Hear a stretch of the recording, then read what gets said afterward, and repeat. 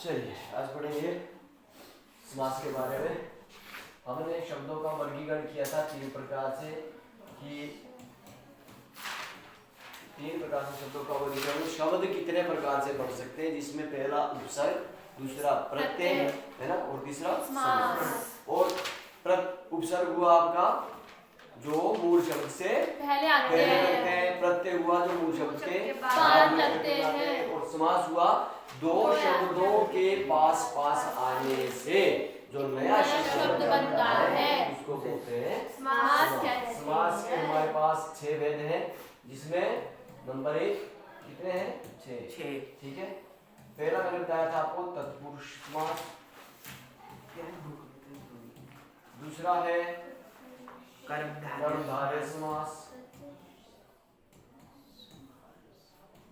कर्मधारय समास, तीसरा है अव्ययीभाव समास, अव्ययीभाव समास, चौथा है द्विगु समास, दो में अंतर डालना है, पांचवा है द्वंद्व समास, द्वंद्व समास, और छठा है बहुव्रीहि। ये आगे पीछे बेटा लिखे हुए हो सकते हैं व्रीहि समास, तो उसमें टेंशन नहीं लेनी, कोई आगे पीछे इसमें संख्या में दे सकते हैं। कई जगह इसको पहला, इसको दूसरा, किसी को मतलब दूसरा कई जगह द्वंद्व समास दे दिया, कई जगह द्विगु दे दिया, कई अव्ययीभाव दूसरा बता दिया, तो उसमें नहीं, मतलब 6 इसके हमारे पास कुल, समझ गए ना। अब तत्पुरुष समास क्या है, इसको समझना है। जब पहला पद, देखो किसी भी, इसमें 2 पद जुड़ेंगे आपस में, 2 पद जुड़ेंगे ना, दोनों पद, जैसे मान लीजिए मैं यहाँ लिख लेता हूँ राजकुमार, राजकुमार, जब इसका हम संधि विच्छेद करते हैं तो एक राज बना, एक कुमार बना, ठीक है, ये 2 पद बन चुके हैं, तो ये पहला पद हुआ, ये दूसरा पद हुआ राजकुमार का। तो जब पहला पद गौण हो जाता है, पहला पद, प्रथम पद गौण, और द्वितीय जो पद होता है, दूसरा जो पद होता है वो क्या होता है, दूसरा पद मुख्य बन जाता है। पहला पद गौण लिख लो अपने पास, पहला पद गौण, दूसरा पद मुख्य हो जाता है, दूसरा पद, ठीक है, वो हुआ। जैसे यही हमारे पास राजकुमार है, इसका अर्थ क्या बना, राजा का कुमार। बात किसकी हो रही है, कुमार की। इसका अर्थ क्या हुआ, कुमार की बात हो रही है, जो राजा का बेटा है उसकी बात हो रही है ना, तो राजा का कुमार। मतलब जब दूसरा पद अर्थ निकालने के बाद जब उसका हम अर्थ करते हैं, राजा का कुमार है ना, राजा का पुत्र, उसकी बात हो रही है ना, तो वो क्या हो गया हमारा, जब दूसरा पद हमारे पास मुख्य हो गया तो वो हो गया हमारा तत्पुरुष समास, ठीक है। और सबसे बड़ी बात इसमें, जब इसका अर्थ करते हैं, जब इसका अर्थ करते हैं तो इसमें ये शब्द अधिकतर आ जाते हैं, जैसे हमारे,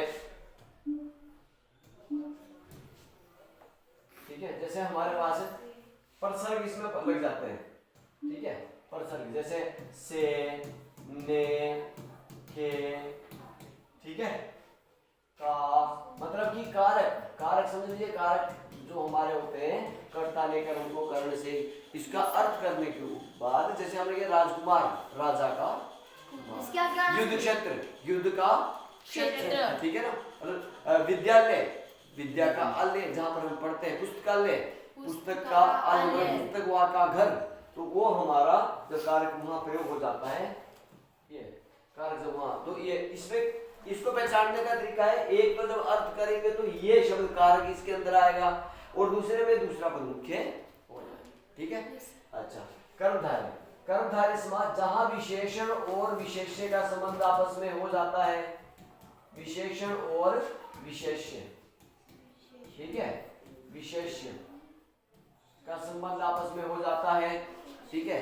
रंग रूप का वर्णन होता है, किसका, रंग रूप, गुण का वर्णन जहां आता है, ठीक है, वो आपका कर्मधारय समास आ जाएगा। ठीक है ना, जिसमें रूप उपमेय उपमान का भी प्रयोग हो जाता है। रूप और गुण अव्यय का है? नहीं, अव्यय का मिलता है, ये कर्मधारय कर्मधारय का, कर्मधारय का, ये इसके साथ चलो ना। ठीक है, ऐसा ठीक है। इसके साथ आ जाता है, जैसे मान लीजिए हमारा नील कमल, नीला है कमल, नीले रंग का कमल है ना। काली मिर्च, काली मिर्च, काली बात हो रही है ना। महान, महाराजा, महान राजा, महात्मा, महान आत्मा। ठीक है, मतलब ऐसे शब्द जिसमें उसकी महानता का वर्णन हो, विशेषण, विशेषता, विशेषण क्या है, जहाँ विशेषता, विशेषण पे विशेषता की बात की गई हो, है ना। और तो ये सब जब चीजें इसमें आ जाती है तो ये आ जाएगा आपका कर्मधारय समास। ठीक है, ये आ जाएगा आपका कर्मधारय समास।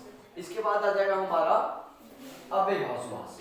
ठीक है, अव्ययभाव समास में क्या होगा, जहां पर पहला जो पद हमारे पास वो प्रधान होता है। कौन सा पहला जो पद होता है, इसको मैं थोड़ा सा काट लेता हूँ यहाँ से, चलिए यहाँ लिख लेता हूँ। जहां पर प्रथम पद प्रधान नहीं, अव्ययभाव, अव्यय का मतलब होता है अभिकारी शब्द। अभिकारी शब्द जहां आ जाते हैं, अभिकारी अव्यय, जहां पर पहला पद अव्यय होता है, अव्यय प्रथम पद में आ जाता है, पहले पद में, समझ गए। जैसे मैंने आगे लिख दिया है यथाशक्ति, क्या लिखा, समझ रहे ना। अब यथाशक्ति में दो पद है, यथा जमा शक्ति। ठीक है, तो इसमें पहला क्या है, यथा है, या प्रतिदिन, क्या कर देते हैं, प्रतिदिन। जैसे मैंने लिख दिया प्रतिदिन, मान लीजिए मैंने प्रतिदिन लिख दिया है ना, प्रतिदिन हमने लिख दिया है, तो ये प्रतिदिन, तो प्रतिदिन भी प्रति जमा दिन से मिलकर के बना है। तो इसमें पहला अव्यय, अविकारी शब्द, अविकारी शब्द बताए थे ना, विकारी शब्द हुए जिसमें विकार उत्पन्न हो जाता है, अविकारी शब्द क्या हुए जिसमें विकार उत्पन्न नहीं होगा। मतलब लिंग आ जाए, चाहे पुल्लिंग आए, स्त्रीलिंग आए, वचन एक वचन आए, बहुवचन आए, वो सबके साथ एक जैसा रहेगा। प्रतिदिन आप लड़की के साथ लगाएंगे या लड़कों के साथ लगाएंगे, महिला पुरुष पुल्लिंग स्त्रीलिंग कहीं भी वो प्रतिदिन सबके साथ एक जैसा लगेगा, है ना। आजकल अब इसमें पहला शब्द प्रति अव्यय आ गया ना, तो जहां पहला शब्द पद अव्यय आ गया, शब्द पहला पद अव्यय आ गया, तो क्या हुआ, अव्यय भाव। तो वो आपने पहचान लेना कि ये अव्यय भाव समास है। ठीक है, द्विगु समास सीधी सी बात है, प्रथम पहला पद इसमें संख्यात्मक होता है, क्या होता है, पहला पद संख्यावाचक होता है, समझ गए। पहला पद संख्यावाचक होता है इसके अंदर।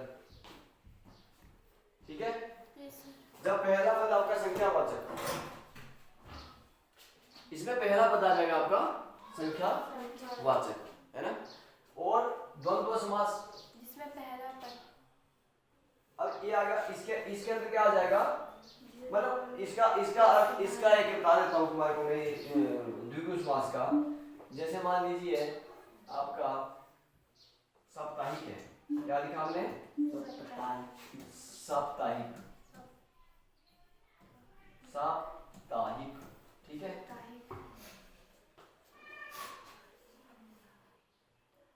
साप्ताहिक, मान लीजिए हमने ये लिख दिया साप्ताहिक है, यहाँ गलत हो रहा है आज माता, ऐसे साप्ताहिक लिख दिया हमने। सप्ताह जमा एक से बढ़ करके बना है, सप्ताह जमा एक से, मतलब सप्ताह का मतलब क्या हो चुका है कि 7 दिन की बात हो रही है, या आपका चौराहा है, चौराहा है, चौराहा में किसकी बात हो रही है, चार रास्ते, चौराहा 4 रास्ते। तो पहला पद क्या हुआ, यहाँ क्या हुआ, सप्ताह, 7 दिन की बात हो रही है। तो जब पहला पद आपका संख्यात्मक आ जाए, संख्या है उसके अंदर किसी प्रकार की है, त्रिनेत्र बहुव्रीहि में भी जाता है ना यहाँ, तो ये आपका क्या हो जाएगा, फिर इसको आपने द्विगु समास में समझ लेना कि द्विगु समास की बात हो रही है। द्वंद्व समास, जहां दोनों पद प्रधान होते हैं, दोनों पद बीच में प्रधान होते हैं। अब कैसे? ठीक है, दोनों पद प्रधान, उसको छोड़ नहीं सकते। और जब इसको सरलार्थ अर्थ करते हैं, जब इसका हम अर्थ करते हैं तो अर्थ करने पर और का प्रयोग हो जाता है इसके बीच में, समझ गए? इसका प्रयोग हो जाता है और का प्रयोग हो जाता है। जैसे एक इसमें एक पहचान और भी है, चलो सब में तो नहीं है, पर अधिकतर द्वंद्व समास में योजक चिन्ह बीच में लगा होता है, ऐसे ऐसे, ठीक है। अब इसमें जैसे हमने लिखा माता पिता, माता पिता, ठीक है, अब इसमें योजक चिन्ह लगा। अब जब इसको हम अर्थ करेंगे माता और पिता। अब जैसे हमने राजकुमार किया तो उसकी राजकुमार की पता चला कि राजकुमार किसको बोल रहे, राजा को नहीं बोल रहे, राज्य के बेटे को बोल रहे, एक का पता चल रहा ना, है ना, राजा का कुमार, है ना। और बाद में बात आई कुमार की, राजा तो छूट चुका उसके अंदर, फिर इस अर्थ में दोनों है माता और पिता, एक को तो छोड़ भाई और बहन, सुख दुख है, रातों रात, दोनों एक शब्द भी होते हैं, एक का दूसरा उल्टा भी होता है, रातों रात ऐसे शब्द। तो साफ साफ तो आपका अव्ययभाव में आ जाएगा इसमें, है ना, अभिगम वो भी एक आपका अव्यय इसमें लगा पहला। तो ये ऐसे शब्द आपके द्वंद्व समास हो गए, समझ गए ना, इसको पहचानने की बात ये है। बहुव्रीहि समास जिसमें क्या होता है, दोनों पद का अर्थ वो ना होकर के तीसरा ही अर्थ बन जाता है, ठीक है। दोनों पद का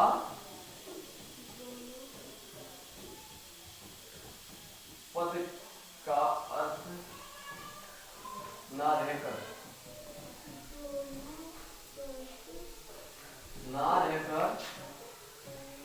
ठीक है, एक तीसरा ही अर्थ बन जाता है।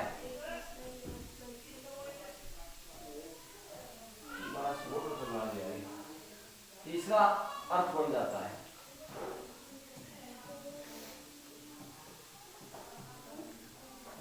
बनना, ठीक है। जैसे लंबोदर, लंबा है उदर जिसका, अर्थ तो ये हुआ लंबा लंबोदर, लंबा जमा उदर से बनकर लंबोदर बना, ठीक है। तो लंबा है उदर, पीतांबर, पीत जमा अंबर से मिलकर बना, ठीक है। पर अर्थ क्या हुआ, किसके लिए लिखा, जब उसका अर्थ पीला है, अंबर पीला मतलब पीला है वस्त्र, जिसका अर्थ तो ये हुआ। पर जब पीतांबर को किसके लिए लिखा, श्री कृष्ण भगवान के लिए लिखा, तो बहुव्रीहि समास हो गया। जब आपको त्रिनेत्र धारी शिव के लिए लिखा तो ना, त्रिनेत्रधारी भगवान को हम प्रणाम करते हैं, भगवान शिव ने लिखा त्रिनेत्रधारी, तो कौन सा समास का प्रयोग किया, बहुव्रीहि समास का प्रयोग किया है। मगर तीसरा लंबोदर गणेश के लिए किया है, तो तीसरे का अर्थ कर दिया है। तो ये आपके 6 प्रकार के समास है, और ये मुख्यतः आते भी है बेटा, और इसको इसमें ये इसकी पहचान है। सबसे पहले जरूरी है कि आप 6 समास को याद कर लें। तो 6 समास, तत्पुरुष समास, कर्मधारय समास, अव्ययीभाव समास, द्विगु समास, द्वंद्व समास, बहुव्रीहि। ये जो आपको 6 याद हो जाएंगे, और उनमें ये छोटी छोटी चीजें इतनी से याद कर लेते एकदम आपको याद लगेगा इसमें कौन सा, जब पाठ में पढ़ेगा पता चलेगा कि इसमें ये समास का प्रयोग किया गया है, ठीक है। कभी इतने